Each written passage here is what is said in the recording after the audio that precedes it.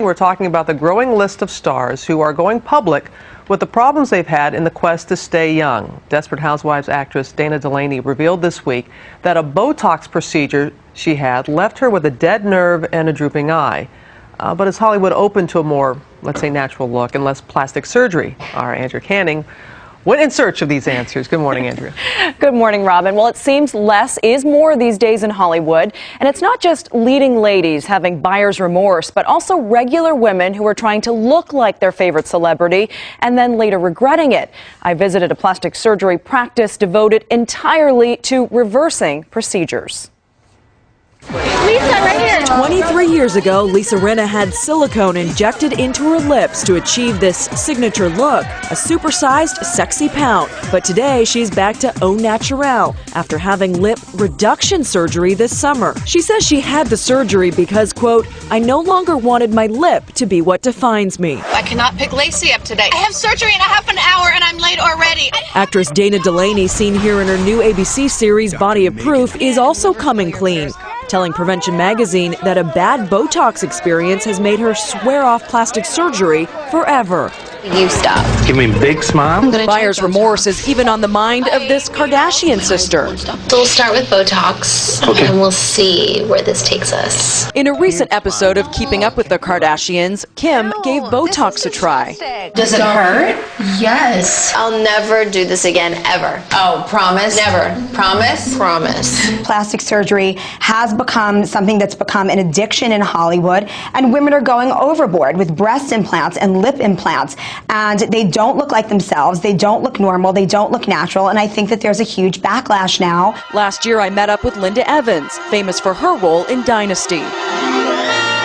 But she didn't look like the same Crystal Carrington. I've made some choices that I've gone, whoops. Are you willing to say what your mistakes were? No, I think anyone who looks at me will tell. I don't need to go into details, but people know what you should look like and then why you don't. Then there's Heidi Montag, the poster girl for going too far. Triple D isn't enough? Well, it doesn't look very big, you know. At just 23, she radically altered her appearance, as she told our Juju Chang. I'm not addicted. If I were addicted, I would have had 10 plastic surgeries and look like... You did have 10 plastic surgeries. Well, I mean 10 times. Today, Montag says she regrets that decision, announcing just months after her surgery, I'm desperate to go back to normal. I'm downgrading and going a little smaller, to a D or a double D. I feel trapped inside my own body. 39-year-old Julie Levine knows that feeling all too well. The LA real estate agent decided to have lip enhancement surgery 15 years ago after noticing luscious lips were the trend with stars like Angelina Jolie. Everyone was doing silicone back then, and that's what I did, and it looked really, really good for a year. But the look came at a price. Lumpy, turning hard, the silicone had moved, scar tissue was developing around the area that I got injected. So she came to Dr. Richard Ellenbogen, a Beverly Hills plastic surgeon who specializes in reversing procedures. I have a whole practice of people coming in doing that. Some things are not totally reversible, but we're able to fix many of the things that even 10 years ago were unfixable. Julie needed 2 surgeries, but now she's back to her original lips. Check out her before and after the surgery. She's never been happier. My lips are soft again, they feel different, and I'm very happy with the results. Even in Hollywood, where the pressure to be physically perfect never lets up, actresses are starting to realize that looking the part may mean looking like themselves. I think that women want to be taken seriously. I think that they want to look young and gorgeous, but they don't want to look like a caricature. And the surgeon told us a lot of big stars have come to his practice for reverse plastic surgery, but he can't go too extreme with the reversal because they're so famous. He doesn't want to alter their looks too much in the other direction, or else people will notice right away. Now back to the one celebrity I know who never ages. Miss Robin Roberts. It's early. Thanks, Andrea. Joining us now to talk more about plastic surgery is Leslie Jane Seymour. She is the editor-in-chief of More magazine and wrote an editor's letter this month about letting women age however they choose. Isn't this poster child for aging how you want to age? Exactly. It's incredible, and I think that's the trend. What inspired you to write the letter? Well, we get, I run More Magazine, and no matter what we do, if we do beautiful, great hair, great lighting, great makeup can make you look amazing. So the problem is there's been so much discussion lately about retouching and over-retouching that even when we don't, I get my readers writing in saying, why did you do that? And I'm like, wait a minute, I didn't. Actually, it's just lighting, hair, makeup, and we fight with photographers to actually put the wrinkles back in.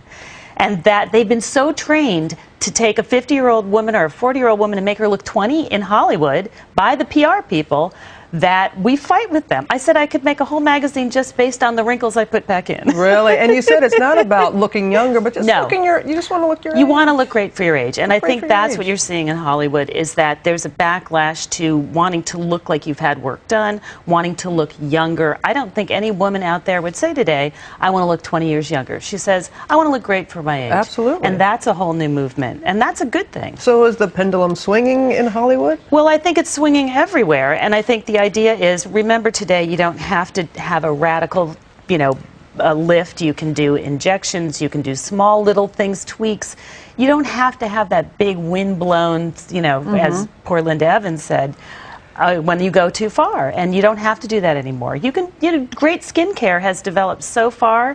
A lot of that can be taken care of by how you maintain yourself. I couldn't help but notice you, as you were watching Andrew Canning's piece, and we saw all scary. And what were you nodding along, and you were just really moved by it? It's just, because it's so sad. I find it so sad that women emulate these stars so much that they think they want to look like them and become them. And when you know a lot about Hollywood and you've spent a lot of time with them, they look great on the outside, but they got the same problems we do. And really emulating them and trying to have their lips isn't going to change your life.